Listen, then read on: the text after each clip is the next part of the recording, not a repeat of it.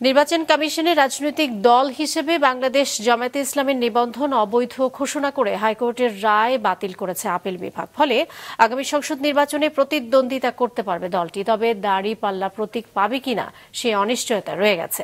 প্রধান বিচারপতি সৈয়দ রেফাত আহমেদের নেতৃত্বাধীন 4 সদস্যের আপিল বিভাগ এ রায় দেন। রায় ঘোষণার শেষে জামায়াতে ইসলামের আইনজীবী শিশির মনির জানান, এই রায়ের ফলে জামায়াতকে নির্বাচন কমিশনের দেয়া নিবন্ধনের সিদ্ধান্ত বৈধ বলে গণ্য হবে। আর পর্যবেক্ষণ অংশে দাঁড়িপাল্লা প্রতীকের বিষয়ে সিদ্ধান্ত নিতে নির্বাচন কমিশনকে নির্দেশ দেওয়া হয়েছে। তবে নির্বাচন কমিশনের আইনজীবী তৌহিদুল ইসলাম জানান, নিবন্ধন ফিরে পাওয়ার আপিলের সাথে প্রতীক ফিরে পাওয়ার সম্পর্ক নেই, সেটি আলাদা বিষয়। নির্বাচন কমিশনকে এ ব্যাপারে সিদ্ধান্ত নেয়ার নির্দেশ দিয়েছে আদালত। দীর্ঘ 1 যুগেরও বেশি সময়ের আইনি লড়াইয়ের সফল অবসান হলো।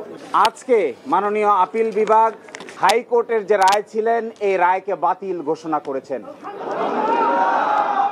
এবং ইলেকশন কমিশনকে নির্দেশনা দিয়েছেন বাংলাদেশ জামায়াতে ইসলামীর রেজিস্ট্রেশন এবং অন্য যে সকল ইস্যু ইলেকশন কমিশনের সামনে আছে বা আসবে সেগুলো যেন দ্রুতই নিষ্পত্তি করেন।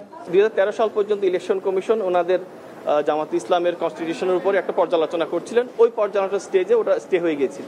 এখন ইলেকশন কমিশন পর ডিরেকশন দিয়েছে আপিল ডিভিশন ওই স্টেজ থেকে আবার শুরু করার জন্য।